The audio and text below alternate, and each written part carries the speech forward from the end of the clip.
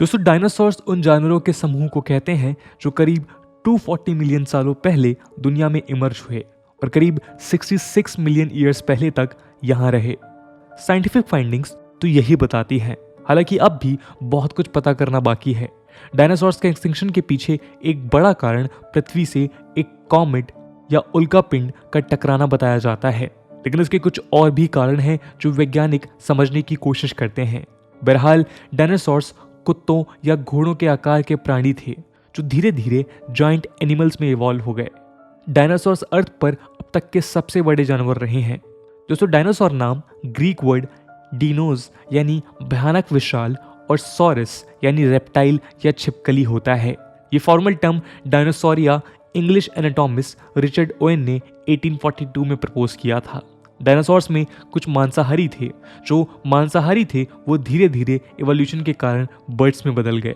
Interestingly आज हम जिन पक्षियों को देखते हैं जनरली वैज्ञानिक मानते हैं कि ये पक्षी आज के डायनासोर ही हैं। उड़ने वाले को एवियन डायनासोर्स कहा गया और जो उड़ नहीं पाए उन्हें नॉन एवियन डायनासोर्स कहा गया। दोस्तों डायनासोर्स धीरे धीरे बदल रहे थे।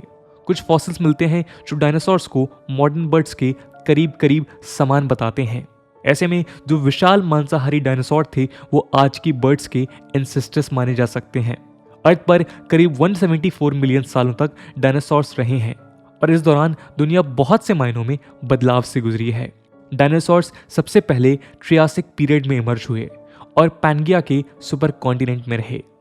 दोस्तों पैनगिया एक ऐसा कॉन्टिनेंट है जिसमें आज के सारे कॉन्टिनेंट्स जुड़े हुए थे, यानी दुनिया के केवल एक हिस्से में जमीन थी, बाकी ओशंस थे।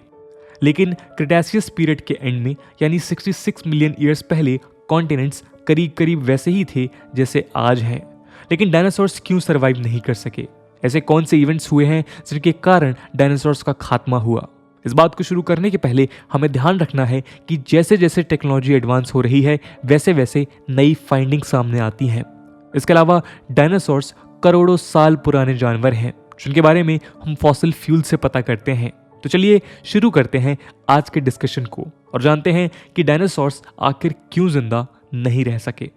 नमस्कार दोस्तों, मेरा नाम है आदर्श और स्वागत है आपका स्टडी IQ में। डायनासोर्स पूरी पृथ्वी पर रहे हैं। इवोल्यूशन के चलते अलग अलग प्रजातियां बनी और कई प्रजातियां उड़ने के काबिल भी बनी। पूरी पृथ्वी भी अपने आप को बदल रही थी। टेक्टोनिक प्लेट्स स्लाइड हो रही थीं और कॉन्टिनेंट्स आज वाले अपने फॉर्म में आ रहे थे। इसी दौरान करीब 66 मिलियन ईयर्स पहले पृथ्वी से एक एस्टेरॉइड टकराया। ये करीब 6 माइल चौड़ा था जिसने अर्थ पर इम्पैक्ट के वक्त 20 माइल गहराई का एक स्टेराइल क्रेटर बनाया था। इसे द चिक्सुलुब क्रेटर कहते हैं जो मेक्सिको के युकाटन पेनिनसुला की गहराई में है। आज ये क्रेटर गल्फ ऑफ मेक्सिको का हिस्सा है। ये अब 20 माइल गहरा नहीं है। जब एस्टेरॉइड अर्थ से टकराया तब एस्टिमेट्स के मुताबिक वो राइफल की बुलेट से करीब 24 गुना तेजी से टकराया था। ये अर्थ पर हुए एक्सटिंक्शन लेवल इवेंट्स में अब तक का आखिरी और ओवरऑल 5th इवेंट था। इसे क्रिटेशियस पैलियोजियन बाउंड्री या KPG बाउंड्री कहा जाता है। जाहिर है इसी शॉक वेव्स ने तबाही मचाई होंगी। नॉर्थ और साउथ अमेरिका में तो मानो जंगलों को जैसे गायब ही कर दिया गया। इसके बाद इम्पैक्ट के कारण उठी हीट वेव्स के कारण फॉरेस्ट फायर्स होने लगे। इतने भयंकर फॉरेस्ट फायर्स जो आज तक फिर नहीं देखे गए हैं। इस इवेंट के कारण एटमॉस्फेयर में लाखों टन मलबा, अवशेष, धूल, मिट्टी आदि के कारण एक ब्लैंकेट जैसा बन गया था। रिपोर्ट्स बताती हैं कि एस्टेरॉइड के टकराने से पृथ्वी पर मौजूद सारी प्रजातियों में से करीब 75% प्रजातियां खत्म हो गई थीं। इन्हीं में से डायनासोर्स की प्रजातियां भी थीं। नॉन एवियन डायनासोर्स तो पूरे खत्म हो गए, लेकिन कुछ एवियन डायनासोर्स की प्रजातियां बच गईं, जिससे आगे चलकर बर्ड्स का इवोल्यूशन हुआ।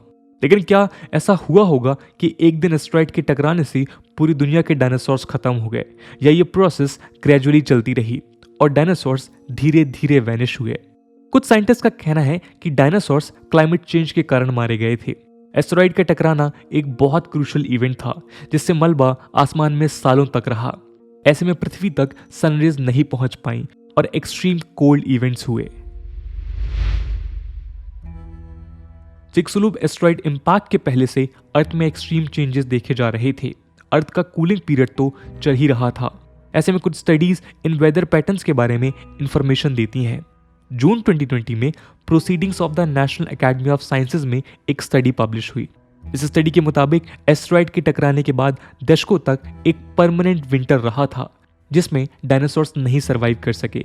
ये एक्सटिंक्शन एस्टेरॉयड के ही कारण हुआ है और जो एक्सट्रीम कोल्ड टेम्परेचर रहा है, साइंटिस्ट्स पर पक्के तौर पर कोई कंक्लूजन नहीं कर पा रहे हैं। अलग अलग स्टडीज अलग अलग बातें कहती हैं। Proceedings of the national academy of sciences में पब्लिश्ड स्टडी में यह भी मेंशन्ड है कि ऐसा भी हो सकता है कि 66 मिलियन ईयर्स पहले हजारों वोल्केनोज में इरप्शंस हो रहे हों और डायनासोर्स पॉपुलेशन ऑलरेडी डिक्लाइन हो रही हो और इस प्रोसेस को एस्टेरॉयड के टकराने से तेजी मिल गई हो। ये वोल्केनिक इरप्शंस उस वक्त डेक्कन ट्रैप्स में हो रहे थे जो आज इंडिया है। इस स्टडी में केवल ये नहीं बताया गया कि एस्टेरॉयड के कारण बनी दुनिया में डायनासोर सर्वाइव नहीं कर सके, बल्कि ये भी आर्ग्यू किया गया है कि इसी दौरान हो रहे वोल्केनिक इरप्शंस ने कुछ लाइफ फॉर्म्स को जीवित रहने में हेल्प की। एस्टेरॉयड ने भले ही एक ग्लोबल विंटर को शुरू किया हो, पर धीरे धीरे पृथ्वी गर्म हुई और लॉन्ग टर्म में कई लाइफ फॉर्म्स सर्वाइव कर गए। वोल्केनोज ने एक तरह से एस्टेरॉयड हिट के इम्पैक्ट के और लाइफ के बीच के कुशन का काम किया। इन वेदर सिचुएशंस के अलावा एक स्टडी यहां तक बताती है कि डायनासोर्स की पॉपुलेशन एस्टेरॉयड हिट के पहले से ही डिक्लाइन हो रही थी।